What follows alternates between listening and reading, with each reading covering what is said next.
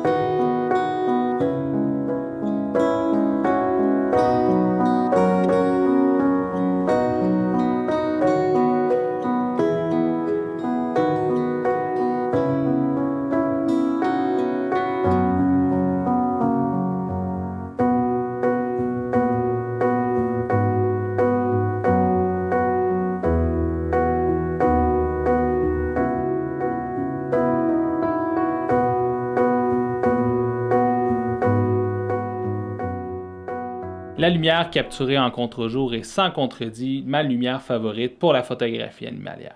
Et pourquoi ça? Eh bien, c'est au lieu de montrer une vision très documentaire de l'animal, on va vraiment aller chercher un rendu beaucoup plus artistique. Au lieu d'aller chercher quelque chose qui est très axé dans le détail ou par les traits physiques d'un animal, par exemple, on va vraiment aller chercher quelque chose qui est beaucoup plus poussé au niveau artistique pour montrer ce qu'on a vraiment ressenti sur le terrain. Bon, d'abord, c'est pas nécessairement tous les animaux qui se prêtent très bien à une photographie en contre-jour. Ça va être beaucoup plus facile de créer un beau contre-jour avec des animaux qui ont un poil assez touffu, par exemple un renard, ou des oiseaux qui vont avoir une certaine transparence au niveau des ailes, par exemple lorsqu'ils sont en train de voler. On va essayer d'avoir notre sujet dans une position qui nous montre qui il est. C'est bien beau créer quelque chose d'artistique, mais c'est quand même le fun de savoir qu'est-ce qu'on regarde. Comme un oiseau, par exemple, un peu de profil où on va bien voir le bec ou de bien voir les oreilles d'un renard. Les autres animaux peuvent très bien se prêter à d'autres situations, comme aller chercher des silhouettes, mais ça, ce sera pour une autre vidéo.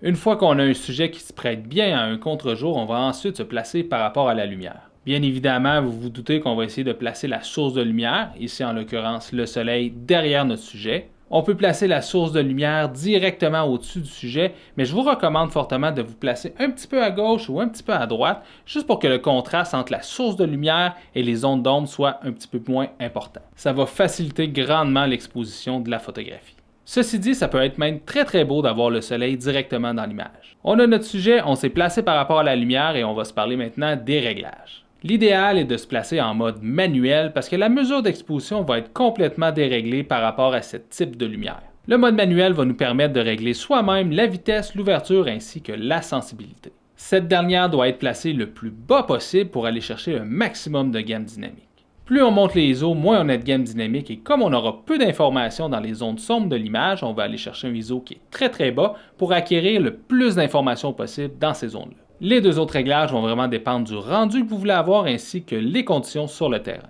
Personnellement, j'aime bien photographier à pleine ouverture pour avoir un maximum de flou à l'avant-plan et à l'arrière-plan, donc je vais souvent me régler à pleine ouverture et ensuite la vitesse va être réglée en fonction des deux autres paramètres. L'important ici, c'est de ne pas brûler les hautes lumières. Ça va généralement nous donner une image qui va avoir l'air sous-exposée, mais avec les bas ISO, on va pouvoir déboucher les zones d'ombre et aller chercher un peu de détails. C'est sûr par contre que si on a le soleil directement dans l'image, on ne peut pas exposer pour bien exposer le soleil, ce sera juste impossible. Il y a certains éléments qui vont se prêter beaucoup plus au contre-jour que d'autres. Tout ce qui va attraper la lumière va vraiment créer des décors qui vont être très intéressants pour un contre-jour. Donc, toutes les petites mousses, des plumes, des gouttelettes de rosée vont vraiment ajouter un décor féerique à la photographie. La brume est certainement l'un des éléments que le contre-jour met le plus en valeur. Elles vont venir meubler des zones qui seraient normalement vides. On va créer alors un décor qui va être tout simplement sublime pour notre animal. C'est l'un des défis de la photographie animalière, oui, c'est de photographier un animal, mais c'est de le montrer d'une manière qui est belle. Travailler avec une lumière qui est rasante, donc qui est très près de l'horizon, va faciliter le travail en contre-jour. Plus le soleil monte dans le ciel, plus ça sera difficile. Avec une lumière rasante qui est très basse sur l'horizon, ça va être beaucoup plus facile de découper notre sujet avec le rim light entre autres, qui va venir illuminer seulement le contour de l'animal. La lumière qui est plus haute dans le ciel va avoir tendance à moins éclairer les parties qui sont basses de l'animal, par exemple le ventre ou le dessous de la queue, et il va éclairer beaucoup plus le dessus. Donc on aura moins cet effet de rim light là, de découpe, mais plus une lumière qui va arriver tout simplement du dessus. Et par le fait même, une lumière qui est beaucoup moins flatteuse. On peut également jouer avec les flares, donc lorsque la source de lumière va frapper directement dans l'objectif. Moi personnellement, j'aime beaucoup ça alors que beaucoup de personnes essayent de l'éviter. La photographie en contre-jour est certes pas facile, il faut se pratiquer beaucoup, mais une fois qu'on arrive à maîtriser les réglages, son positionnement, le résultat est tout simplement magnifique. J'espère que cette vidéo-là va t'aider dans ta pratique de la photographie animalière. Si c'est le cas, laisse-moi le savoir en commentaire. Si ce n'est déjà fait, abonne-toi à ma chaîne et merci beaucoup à Lore Photo ainsi que tous mes membres Patreon pour leur support. Et nous, on se voit à la prochaine. Ciao tout le monde!